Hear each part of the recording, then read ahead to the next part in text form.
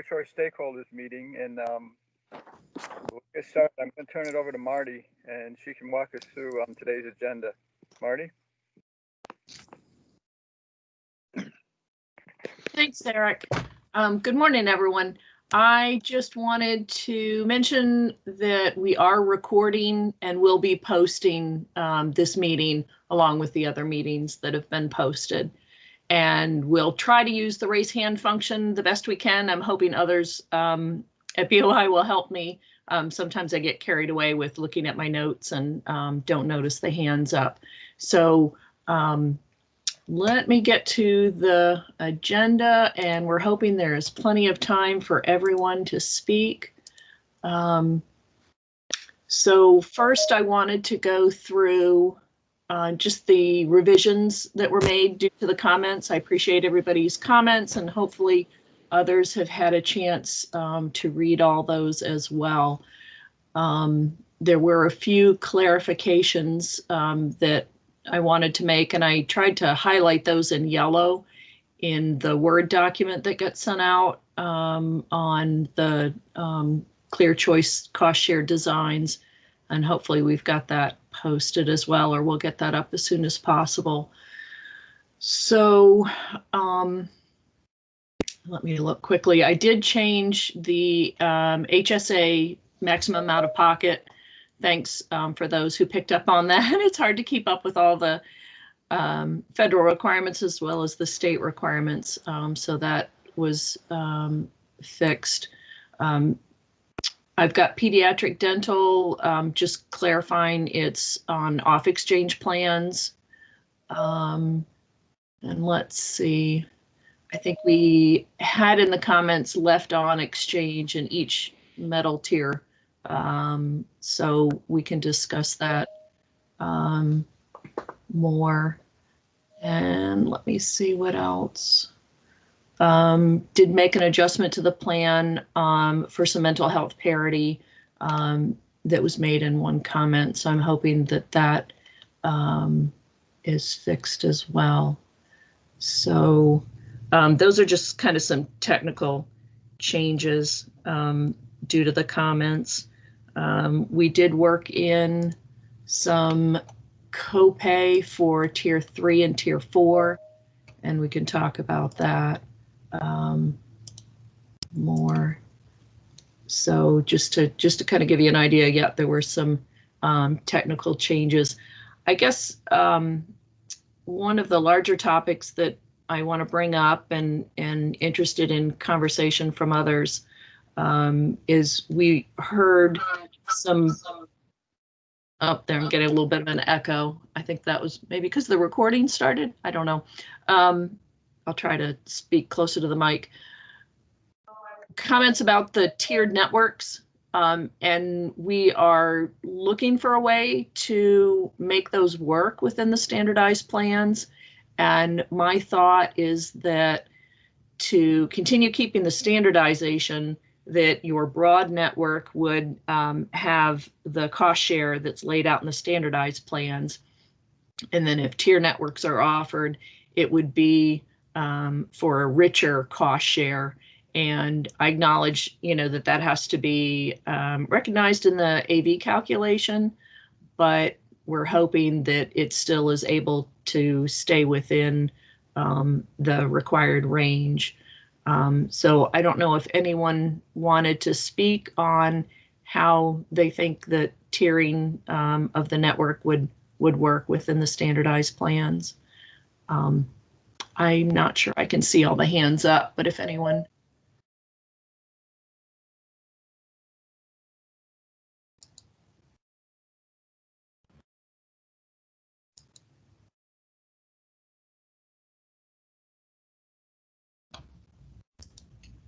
Chris Ossenford has her hand up.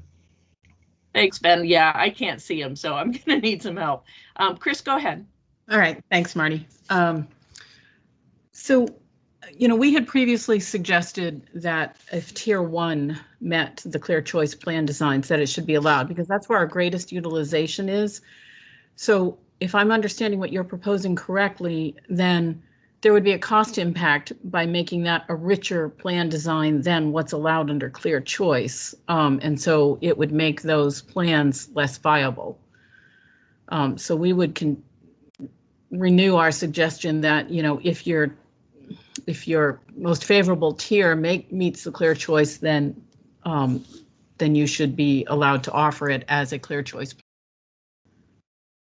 Okay, so if I'm understanding you right, Chrissy, you're saying kind of the opposite of what I said, that Yeah. your more limited tier would be at the standardized level, and then so less rich cost share would be the broader network. So for us, tier 1 is where our greatest utilization is, because it's, you know, it's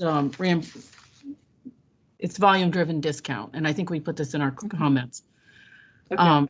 So we would suggest that if our tier 1 benefits meet the clear choice plan designs and tier 2 and 3 are less rich, that we should be able to offer it as a tier 1. I mean, I'm sorry, as a clear choice plan design. Because otherwise, you know, if the tier 1 benefits where the greatest utilization lies have to be richer than clear choice, that's going to make the products more expensive and less viable.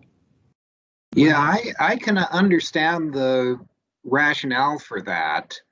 I'm also thinking about the way a lot of our laws are phrased, that you can provide incentives for using providers, you know, designated providers, and dangerous to think out loud in a forum like this, but a third possibility would be to allow the carrier to designate which tier would be treated as the base tier for clear choice purposes, as long as the designated base tier is an adequate network. And maybe there's no demand for that, but if this would accommodate different carriers' philosophy to tiering, that might be another option to consider. But yeah, definitely, whatever you use as your base tier would have to qualify as an adequate network. Right. I mean, I think that's essentially what we are suggesting, that one tier, and it probably should be tier 1 or tier 2. I mean, if you have a 3-tiered plan, maybe not that, but I'm not aware of any right in the market right now. But if one of the tiers meets it and it's properly disclosed, I mean, it's to make sure that people understand that we would suggest that it should be allowed as a clear choice plan. Yeah, we might be overthinking it. If all the carriers around their best tier, then and all the carriers have that meet network adequacy entirely with that tier, that would be one option that works. But if carriers want the flexibility, and I agree with you that it would be unlikely, even with the 3-tier network, that you designate anything other than tier 1 or tier 2 as your base tier. I think what would help too is if we define what's meant by tier 1, tier 2. I'm not sure I always completely understand. Yeah, they could do it differently, but I was going with Chris's description, where tier 1 is the third tier and tier 2 is the other one. Right, and it does vary. So to Bob's point, there's other hands up too. Yeah, so to Bob's point, allowing the carrier to designate one does sort of accommodate the different approaches to a tiered product. I think Eric German's got his hand up. Hey there, thank you very much. To Bob's comment about overthinking this, I'm not certain we can overthink this. This is going to have tremendous ramifications in the small group market. I heartily support Christine's comment. The last thing we want is to have the preferred network be suddenly improving because all that's going to do is offset the cost gains that you get from the volume discounts that you're seeing through those preferred provider networks. So I would suggest exactly what Christine is saying, that the preferred network be at that identified standard and move from there, and that would allow the discounts that are generated through that volume pricing to trickle down to the consumer.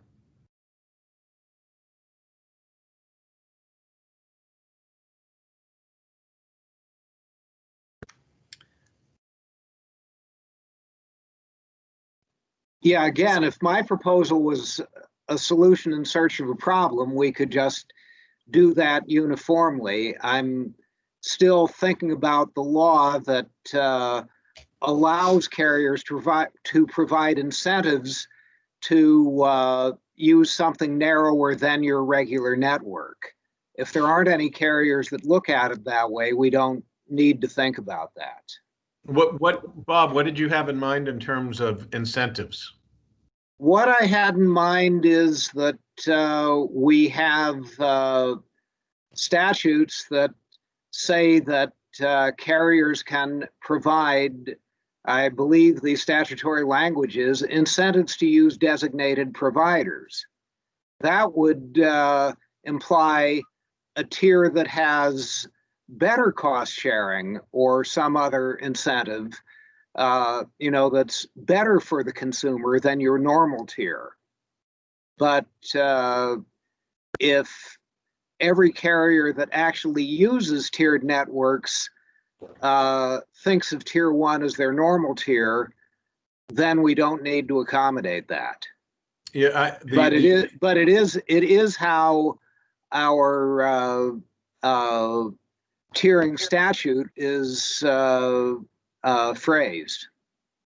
Yeah, the only pushback I would give to that is that the law also allows for incentive for utilization of various transparency tools and shopping tools.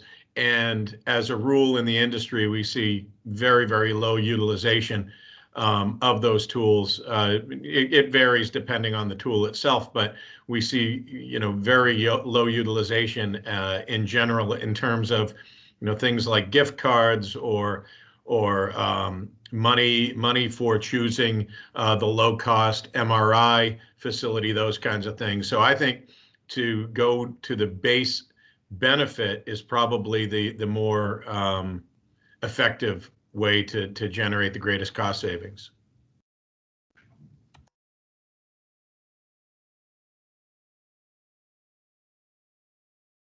Yeah, and I think this is complicated enough that if we're going to offer carriers an option that they wouldn't use anyway, let's go with the simplest one. Agreed. Chris? Chris has her hand up. Thanks. And just one other point on the tiered networks. The potential consequence of not allowing them in the manner that we described and that Bob mentioned is that then it becomes a narrow network instead to achieve that price point. So this, the broader network or the tiered network is obviously more attractive because it does provide that other group of providers that they might not have access to otherwise. So, it's just, again, we think it makes more sense to allow the tiered network as a clear choice plan design. Yeah, that's a good point. Let's see, I think we've got Bill. So I just, excuse me, wanted to go on record in this meeting along with all of our comments that what Chris said is, I think, very important, that if we're faced with, from a pricing perspective of a full network or a limited network, because we can't implement a tiered network, I think that's something we'd have to consider. So you could retain the price, but you'd limit options geographically. So it's a good point. And I also agree with Chris on the on the tiering proposal. I will say I'm not sure how much it would impact benefits since the vast amount of utilization is in the current tier one. But having tier one, the vast majority of providers are also in tier one, and that would likely be your tier to match the standard benefits. So I think that's a good proposal and would likely work well in the market. Yeah, if the carriers agree that tier one is the standard tier, forget that I suggested giving them the option of making a different tier their standard tier.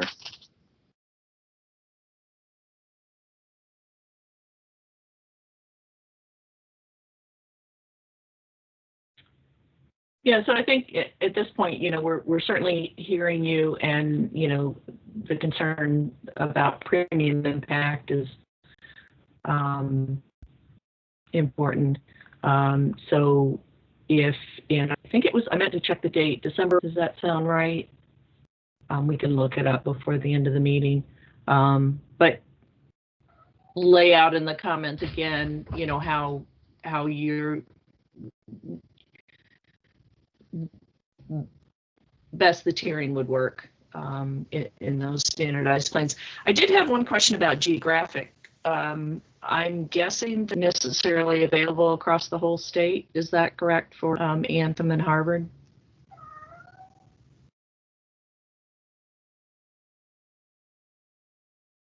Marty, sorry, this is Bill. What was the question again? Geographic. I was just curious, when we're talking about tiered, are we talking about the whole state or is it still limited? Tiered would be the whole state. I think the concern is that a limited network might not cover the whole state. Limited or narrow, however you want to define it, pretty much the same. Okay. Yeah, and this is Chris. For us, it is the whole state, but based on the tiering, it tends to be more in the southern part of the state than the northern part of the state.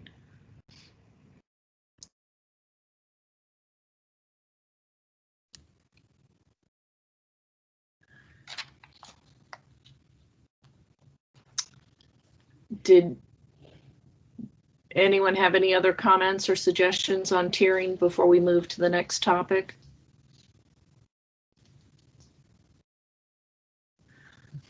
Okay, so our next topic, I had a couple items on prescription drug coverage. One of the questions oh, go ahead. Hey, Mary, sorry, this is Steve Butterfield at LLS. I just wanted to let you know, Kate Endy has been texting me. She's been trying to get in to speak here, but can't seem to raise her hand or unmute. So I think she's dialing in right now. Sorry to throw a wrench in, but wanted to get a chance to get on. That's okay. We're trying to give everyone a chance to speak. So we can unmute her so she doesn't have to dial in if she doesn't want to.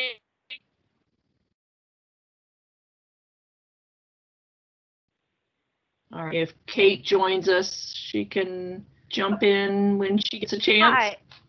Hi. Can you hear me, Marty? Yes, we can. Go ahead. Okay. I don't know what's wrong. I tried doing it through my computer, but it won't let me. So I would just to add another perspective, from our work doing enrollments, I think tiered designs, while they can certainly produce premium cost sharings, can be very confusing for consumers as well. And we're not saying that tiers shouldn't be utilized at all, but I think if the whole purpose of even creating standardized plans is to create a standard baseline of benefits that you can expect in all plans. And so I think that having, we would prefer to see what you had initially suggested, in that whatever is laid out in the Clear Choice Design Plan is the baseline standard, and that carriers can go richer if they choose to, but that all, consumers when they're shopping, can have that peace of mind that if they're going to an in-network provider, they're going to have at least that level of coverage. And so I think that,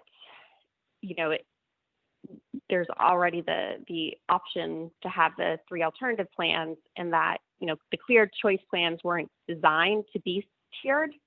And so, if that was the intention, then perhaps they would be structured differently. So I think that with, to really kind of honor the intention of the, the purpose of this process, we would see it important that the, whatever the preferred tier is, that the highest, richest benefit be whatever is established in the cost sharing for the Clear Choice designs. Yeah, I hear your concerns, and I mean, certainly those were ours as well. Certainly to keep it the plans as simple as possible, but we also are balancing that with premium impact. So that's why we're looking for a workable solution to continue with the standardization. And we've talked about the educational component of that.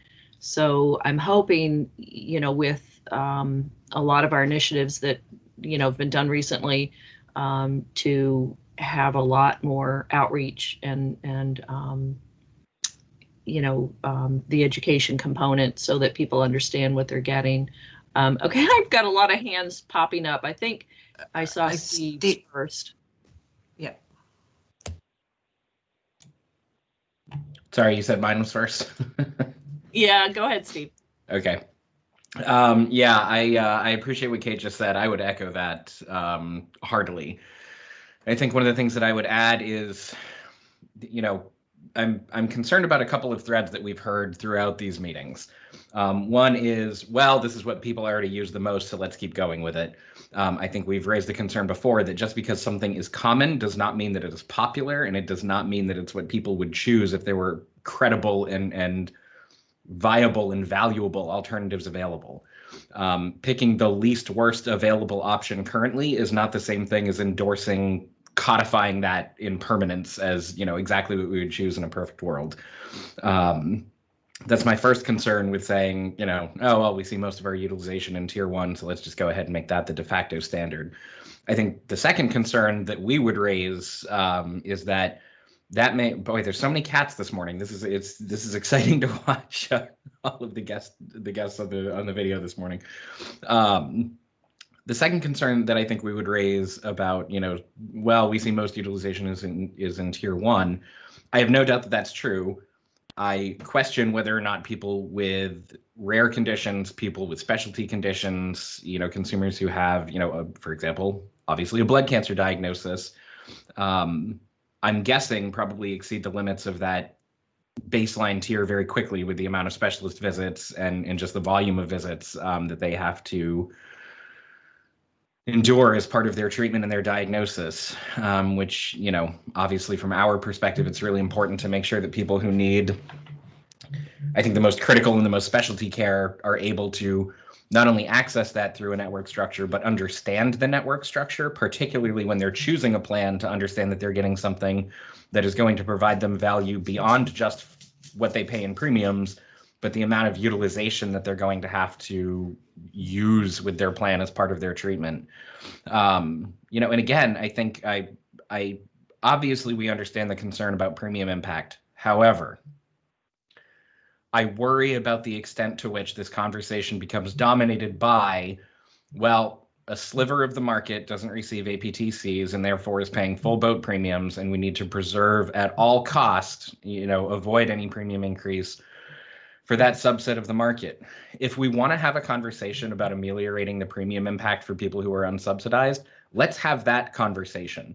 But let's not hijack, 86 was it in Maine? I think 86% of the market who receives subsidized premiums in the individual market from creating, and again, echoing what Kate just said, a clear, understandable, simplified, streamlined, standard plan design in the interest of saying, well, there might be a 5-6% premium impact, and so we can't swallow that. So let's just, keep struggling along and sort of ossify what's been in place from day one. I think we can and should, if we need to, have a separate conversation about making sure that we're mitigating those impacts, and they are real, and I understand that. But if we can create enhanced and increased value through a simplification of plan design, and by making sure that valid benefits and valuable benefits are the baseline, Let's do that and fix the other problem. Let's not look at one thing and say, well, then we can't do anything and throw our hands up and say we got to keep hobbling along as we have been. There's a reason that this process is happening right now, and I think we need to keep that centered in this conversation.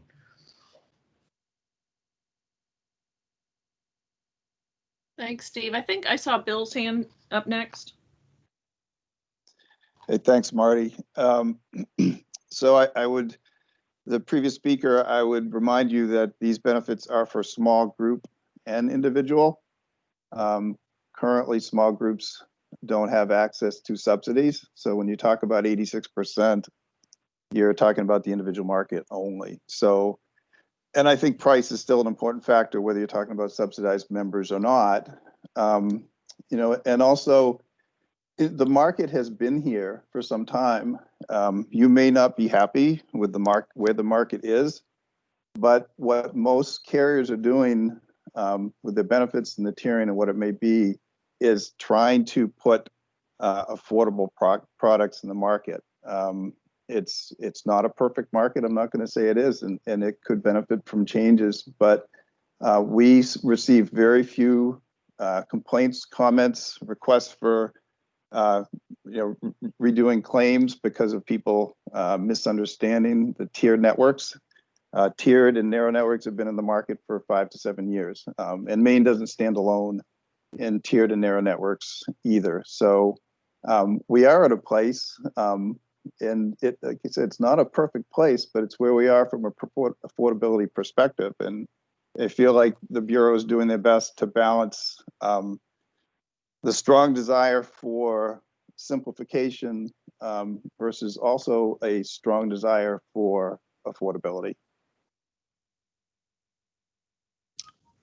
Thanks, Bill. I had one question I guess I'll throw out there.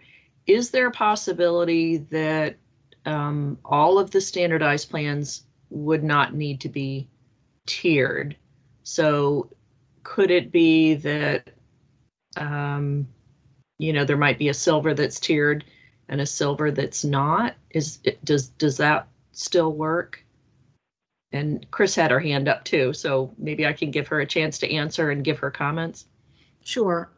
Yeah, I mean, I think I would echo everything that Bill said, and I would offer a couple of suggestions.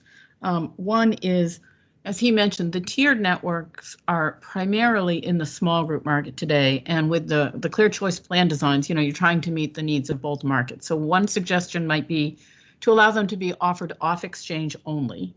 And then, that way the majority, not all, but the majority of individuals pay through the exchange. So you would allow that to meet the small group needs.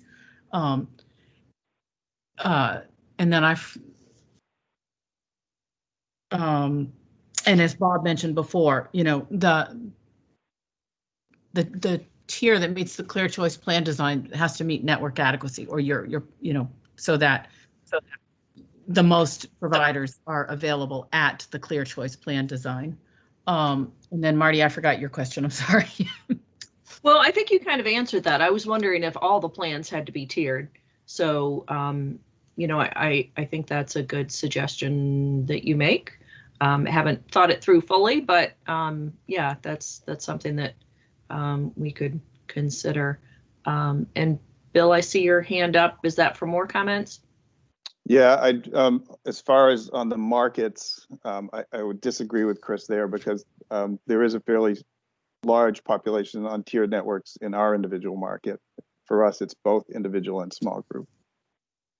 So Bill, I'm wondering, I guess back to my question was, do all the plans have to be tiered, or is there a possibility, would it work to have some options for people who don't want a tier structure? No, Marty, I don't think they do all have to be. If I understand the clear choice, I believe that for any particular option, there could be an HMO, a PPO, or a POS. Is that true? Right. So yeah, I think that's what we've said. Yeah. Right. So no, not all options would have to be tiered. Yeah, if I understand it correctly, we certainly want to allow untiered plans. That's requiring all clear choice plans to be tiered, I think, is a non-starter. I think the real question is how to accommodate tiering. Do we issue clear choice plans that are tiered, or do we leave that to the carrier and just say that tiering is compatible with, a tiered plan will be accepted as a clear choice plan if the plan could be sold as a clear choice plan without tier 2.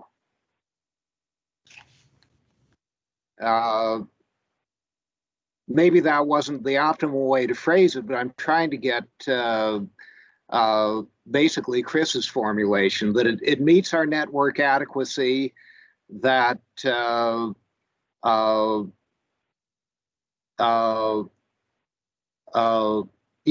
basically that carriers can add on a tier 2, a less preferred component of their network, as long as the plan would meet all network and network adequacy and other clear choice standards without tier 2.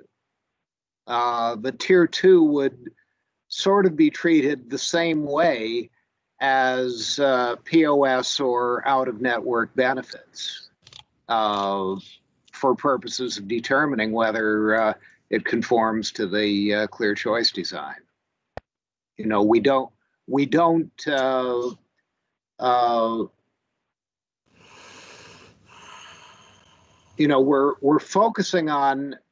we're generally focusing on the network benefits. That's how ACA plan review works, and whatever out-of-network benefits are provided from that perspective is just an optional improvement to the plan, and perhaps it would make sense to view tier 2 of a tiered plan the same.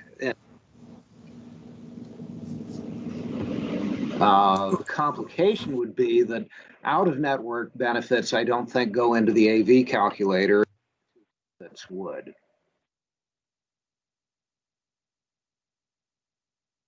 Judy, did you have a question or comment? I saw your hand go up.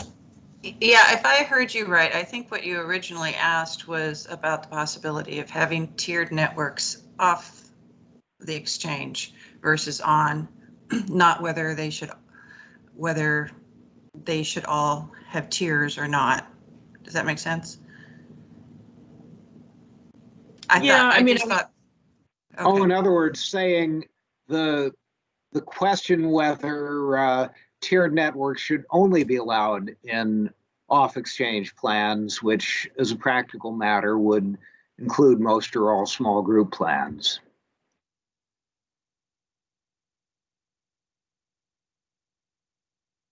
I'll let Marty respond to that. I thought that's what she was saying.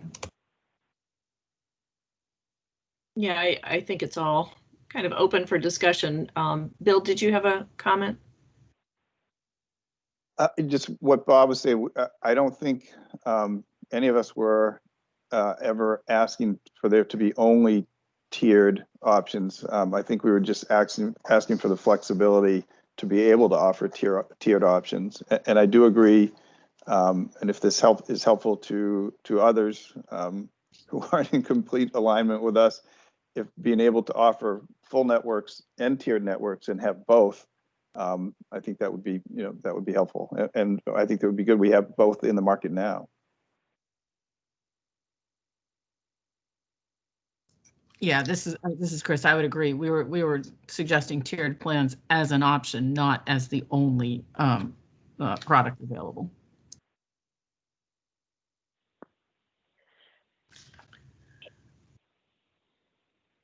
Okay, unless we've got any more questions or comments, I was going to move on. One.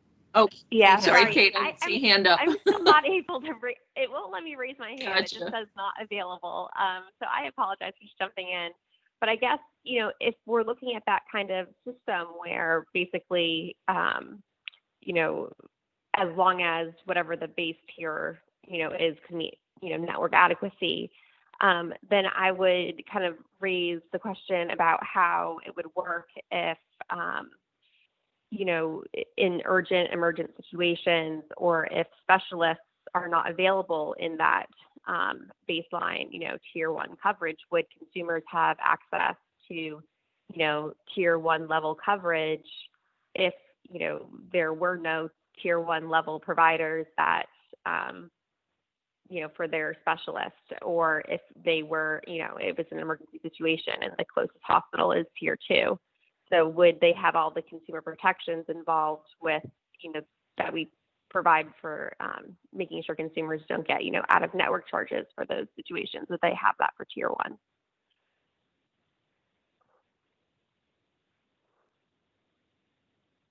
And I'll just add that, you know, we do see a lot of confusion even with right now for consumers who do see specialists that are out of network, you know, getting that prior authorization or referral if they have a PPO plan can be very confusing, because they'll get a prior authorization and it'll say the service is covered, and they don't understand that it's going to be covered at their out of network benefit level. And so we already see a lot of confusion with that and unexpected bills.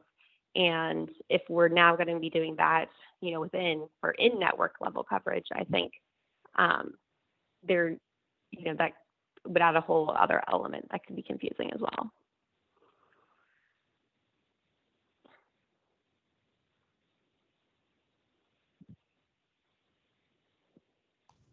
Go ahead, Chris.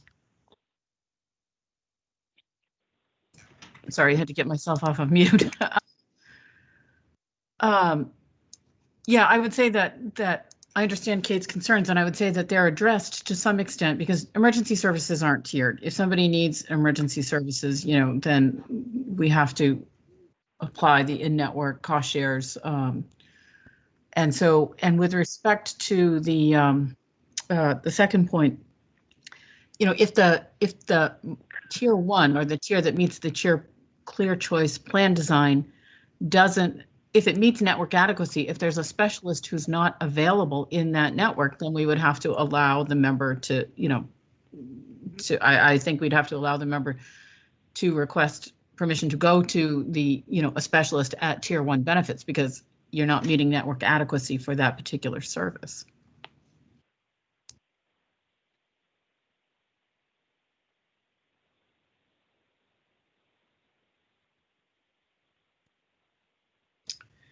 So I guess in comments, certainly people can present their proposal.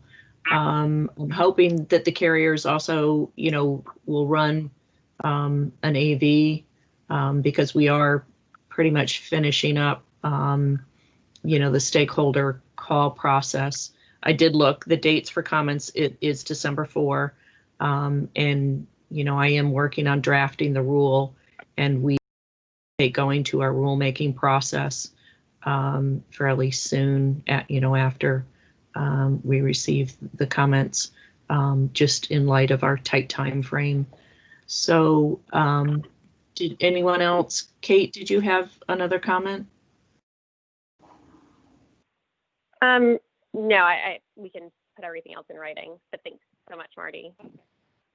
Okay, thanks. Yeah, I have a very upset cat, does not enjoy winter coming on. So I did want to move on, just in light of our time, to the prescription drug. And one of my questions was related to a comment about splitting the generic copay. And I believe that was Anthem's suggestion. And one of my questions was if all of our individual carriers, and really I should include the small group carriers as well, have that type of approach for generics. So I'm just concerned, you know, we are keeping things standardized. So Anthem had in their comments suggested a split generic copay of like a $5, $25.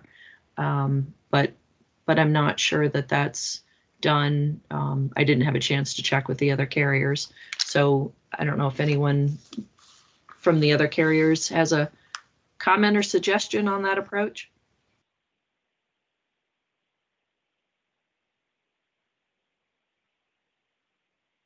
Okay, that's something that we can work through on comments, I guess, if needed, and I can follow up directly as well. Then there's the concern of additional preventive prescription. I think that's probably acceptable and can fall under preventive. Then the other concern is we did have some discussions about the copays for the specialty drugs and providing those before the deductible. And so my suggestion was that could be provided in a gold and platinum plan. I don't think that we can get that to fit in silvers. So I don't know if anyone had any comments or questions that they wanted to bring up about, you know, the possibility of a tier 4. And in that way, you know, it would be all the prescription drug copay prior to the deductible. You know, one of the things I'm concerned about is premium impact for that. You know, just because it meets AV value doesn't necessarily mean, you know, that it wouldn't have a dramatic, you know, an effect on premium. So if anyone wanted to discuss that, I'm opening it up for discussion. And if I'm missing raised hands, let me know. I do see Chris. Go ahead, Chris. Thanks, Marty. I mean, we would be concerned with the tier 4, the prescription before deductible, because that would significantly increase the cost. And as you mentioned, I mean, we're trying to balance so many things in this effort. We're trying to balance simplicity, the needs of both the individual and the small group market, and price, because there is, as Bill mentioned, you know, a lot of people don't receive a subsidy either particularly in the small group market. So we would be very concerned about a move in that direction. And, you know, again, we would encourage allowing more plan designs, but to meet the needs of the small group market, but you could make them off exchange only to sort of help target them toward the small group market. Yeah, thanks, Chris. And that really kind of moves me into the next topic, which I'll go to, and certainly people can go back to other stuff if needed. So we've had certainly lots of concerns about phase in. I get it, but we have a statute that we are, you know, meeting the requirements of as well. So one, you know, in brainstorming, one approach we would like to suggest is if individuals, and probably it's more the carriers, see that there is a particular plan cost share structure missing from our current lineup of plans, of the standardized plans, go ahead and suggest that cost share structure in your next comments for December 4, and we will look at adding those plans to our lineup. And you know, we're asking that you limit it to one standardized plan. I mean, if you feel very strongly and can't decide and need to suggest 2, fine. But you know, I'm not making any promises that we'll be able to add all of them. You know, I'm still going to look for meaningful difference. You know, if a plan's suggested and it really doesn't appear to have meaningful difference from the ones we already offer, then it probably will not be added in. And then, as I mentioned, there will be certainly time for comment during the rulemaking process. You know, we're not shutting down suggestions or comments. We're just trying to move things along. So that's our suggestion. Hopefully that helps. And I appreciate, you know, like Chris Anthem provided a chart and gave me some ideas of suggested additional plan for a small group, and we've looked that over. So we thought, if someone else wanted to take us up on that, we're open to that. So that's pretty much all the formal topics I had on the agenda. I guess I open it up if there are other issues that individuals, and I see one down here. Let's see. I've got Kevin, and I think there was another one. You want to go ahead and speak, Kevin? Sure. Hey, good morning, everyone. Good morning, Marty. Just a question in terms of how you arrived at the copay structure that you did. Just looking at the bronze and silver in particular. And was there any thought to trying to really target the low end of the AV band that's allowable, so as to get at the premium pricing issues that we're all concerned about? Yeah, I did a combination of, looking to see what was out there, in the market currently. Certainly we don't want to create any more disruption than needed. Then we look to, other state standardized plans because, certainly like Washington had Wakely do a fairly recent study, and I recognize states are different. So it was, and then, looking to comments from the stakeholders. So it was really a combination of that.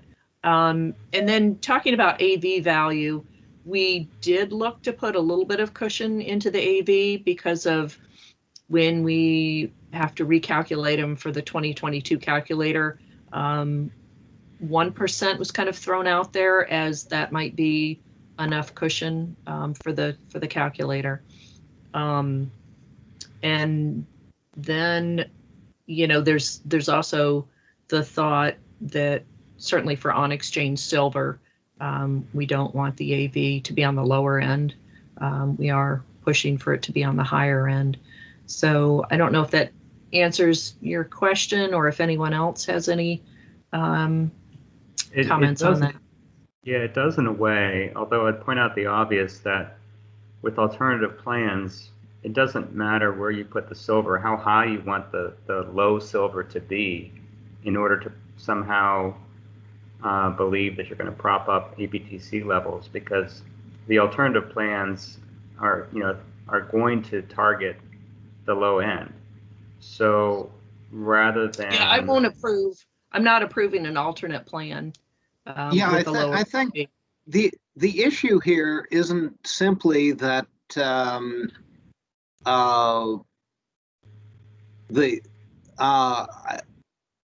wouldn't describe it as requiring a high-end silver plan, although perhaps de facto 70% has become high-end. We're not requiring anything higher than 70% on the exchange, and that's the mid-range with the current peculiar CMS definition of de minimis amount.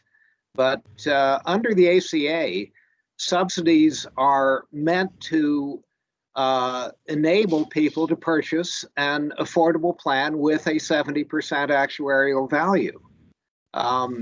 There's some flexibility in lower actuarial values for silver plans, but the system works well if those are sold off the exchange and or in the small group market.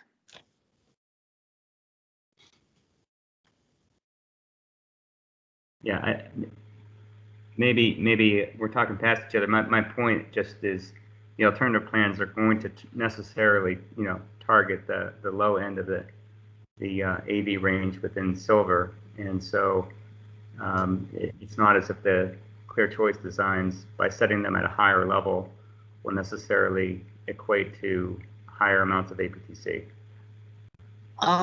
But the alternative plans, if a carrier chooses to do an alternative plan with a silver AV below 70, which carriers can certainly do, and we expect to see it done, they're not going to be selling those plans on the exchange, which is what the APTC is calibrated to do. Yeah, and right. I mean, I guess I hear you too, Kevin. We set the 70%, but our standardized plans, I'd have to look really quick, are probably all above 70. The law specifically says that alternative plans can't create adverse selection, and that would, allowing a plan below 70 to be sold as a non-exchange silver plan would create impermissible adverse selection, because premium tax credits are designed to allow people to purchase a 70% plan.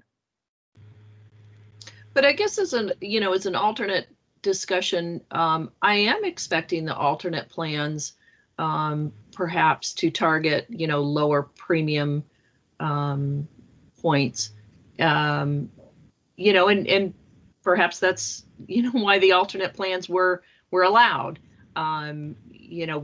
We're looking to create standardized plans that have value to consumers, but you are going to have consumers that are not interested in that, that are more interested in just a premium, and feel, that's more important than the coverage that's offered.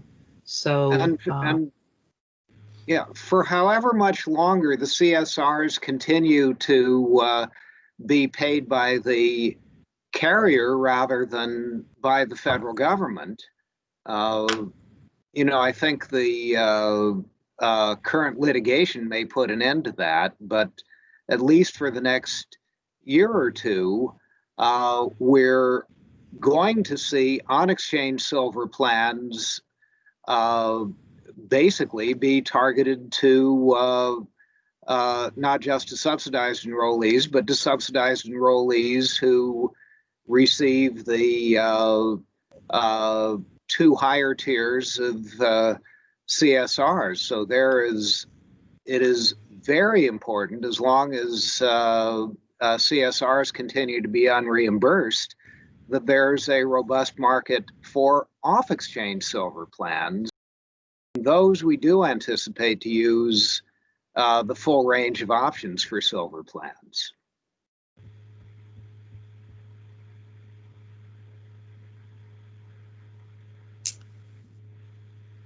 And keeping in mind, we've got about 7 more minutes if we use our full time, but we don't have to.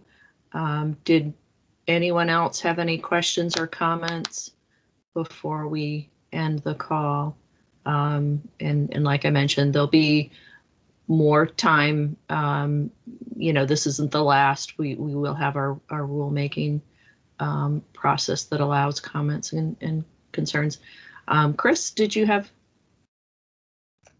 Thanks. Marty, I just wanted to touch on the Word document that says 2022 Clear Choice Cost Sharing Designs. Was the only change to number 7? That was the only change I could identify. A lot of the highlighting was from the previous version. Oh, it was, yeah. I'm sorry. That's okay. I did have some vacation time in November, and kind of quickly pulled some of this together, and had computer technical difficulties as well. So maybe what I can do, rather than do that in the last few minutes, I will work on a document and get that sent out in the next few days, that everyone can use to make comments. What I've been doing is taking this document and putting it into the draft rule, with obviously, different format and wording. So yeah, that's a good question, Chris. I had attempted to do that and ran out of time. So I'll try to get that, as well as another chart out before people have to make comments. So you've got the latest to make comments on. Yep, thanks. Great, thank you. Marty, I show the meeting goes to 11, so you have time, and I think Bill has his hand up. And Bill has his Thanks, hand up. Kim. All right, go ahead, Bill. Hey, thanks, Kim and Marty. We've talked about this before, but I'm going to ask it again. If the Wakely report comes in and the markets don't merge, this benefit design, I think from the beginning has been more based on the current individual market, not the small group market. If the markets aren't going to merge, will these be is the intention for these to be the benefits for both the discrete markets, individual and small group, or will you go down a separate path to potentially set up different clear choice designs for a small group? Yeah, thanks, Bill. That's a good topic for us to discuss, and we could go into the next half hour if we need to. To give people an idea, I think we brought it up on a carrier call yesterday, so I'll let the rest know. We are expecting to get a final report from Wakely by the end of the month. So hopefully fairly soon after that, we're able to post it and, get that out. And then, our efforts towards a 1332 application and our merge market rule are also continuing, January with a notice of hearing, I think, is a target, and a spring rate hearing. So, to kind of give you an idea of what we're talking about for timing.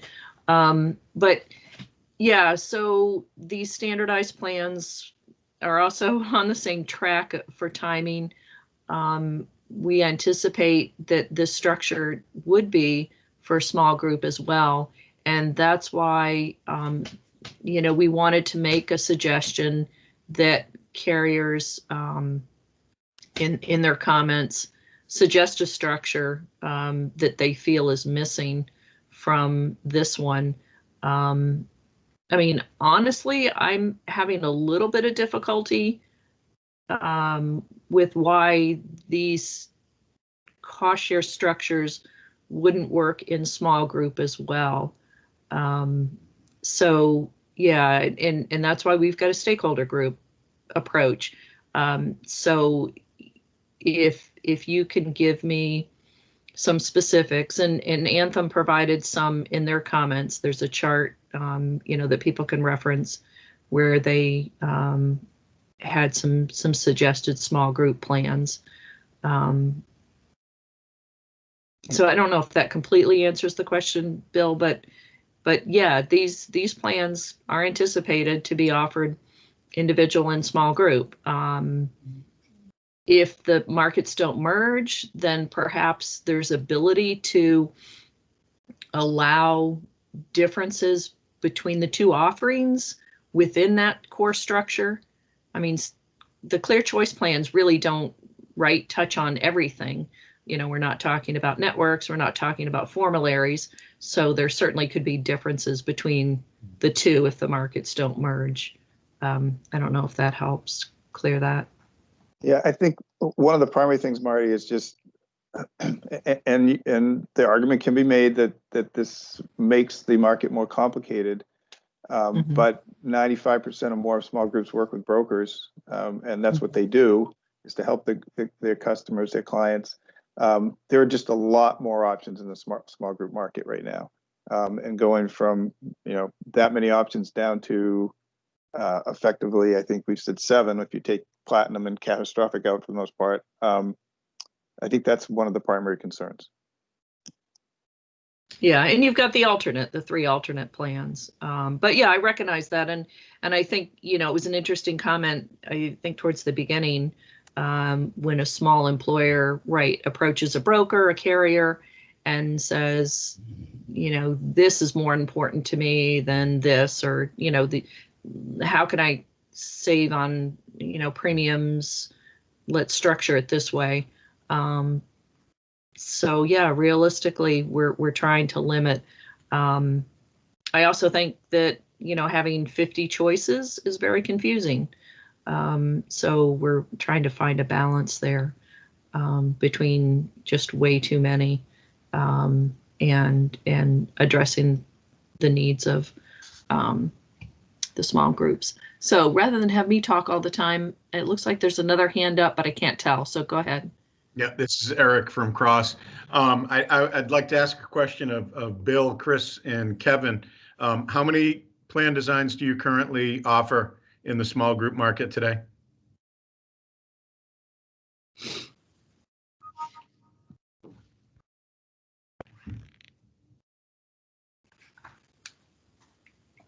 Don't all speak at once. Yeah, I was gonna say, so this is Chris. Off the top of my head, I don't know.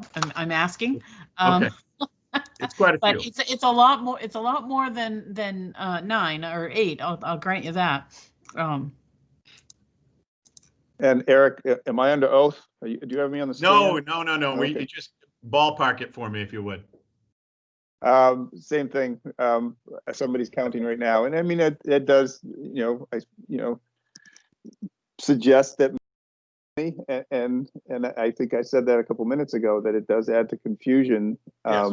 And maybe there are too many right now. There probably are. I wouldn't disagree with that. But there are certainly more than what's on the docket right now. So anyway, we're looking. We can submit it in comments too if it doesn't come back. No, I don't work for the Bureau, so it doesn't need to be in comments. I'm just asking a question to make a point. And Kevin, I know your numbers are similar to the other two. No, actually they're not. Oh. We have about a dozen small group plans. All right, not bad. But I guess my point is the variability in plan design does allow for greater flexibility as it pertains to meeting budgets.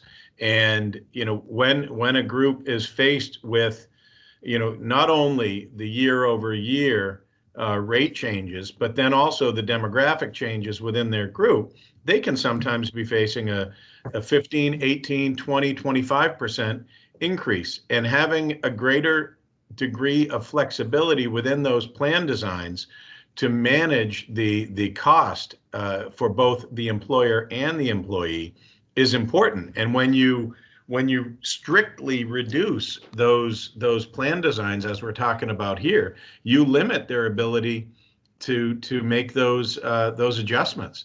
And I have we are I'm going to argue we're probably the largest broker that participates in both the small group and individual market. And I can tell you this will be a serious abrasion for our small group customers to suddenly be forcing them into a very narrow pathway as it pertains to product selection. Yeah, I appreciate that, but I think unfortunately, there's counterbalance to that. Carriers, in an effort to be competitive, perhaps have these huge number of plans. Administratively, I believe there's a cost to maintaining, that high level of, or high number of plans. So, once again, we're trying to work through, what in effect is trying to reduce confusion, have some valuable plans available. And I hear you, if employer perhaps only has a certain budget to put towards their health coverage, they want to fine tune and only, make a tweak so it still fits in the budget. It just is, that's not going to work under this approach because of the limited benefits. So I guess I'm just saying, yeah, I hear you, but it is a balance. So we are asking, in the comments, if there's something, perhaps that we're missing in making these plans, their cost structure that's unique to small group, we're open to that. We understand we have to meet the needs of both markets. And there are still the alternate plans. Yeah, on the surface, and I completely hear you, Marty. I absolutely do. On the surface, at a high level, I would suggest more HSA plan designs. We do see a very high percentage of our small group customers offering HSA plans and taking advantage of the tax favored savings of an HSA. Okay, yeah, and if you can put some of that, I mean, I always appreciate the experience of someone, who's on the street, as opposed to, I don't talk to, employers every day, only on occasion when they get their rate increases. So yeah, and we've got a bronze and a silver HSA. So if there's something missing in where the deductible or the coinsurance lies, I would be interested in seeing that. Yeah, with a lot of these things, it would be very helpful to get information about the differences between the plan designs and why it's important to keep those differences available on the market. Because, just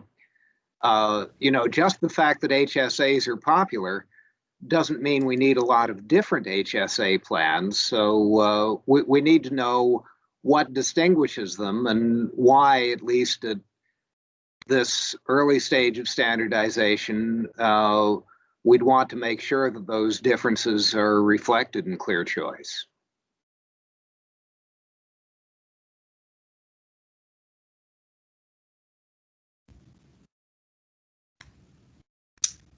Alrighty, I'm looking for any other hands up. Does anyone else have a burning issue they would like to discuss? Otherwise, we'll look for comments. All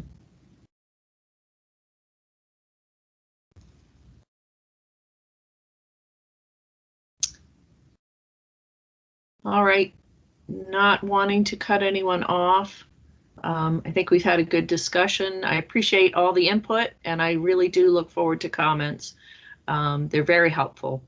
And once again, for anyone who joined late, this has been recorded and will be posted to the website. So I know that there were a couple people who weren't able to attend. So, if you've got anyone that wants to listen to it that wasn't able to, that is recorded.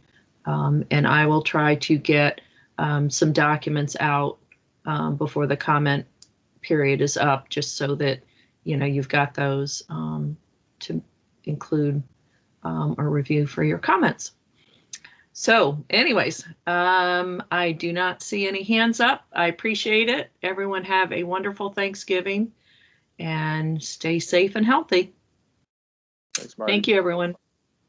Thank you. Thanks, Marty. Thanks, Marty.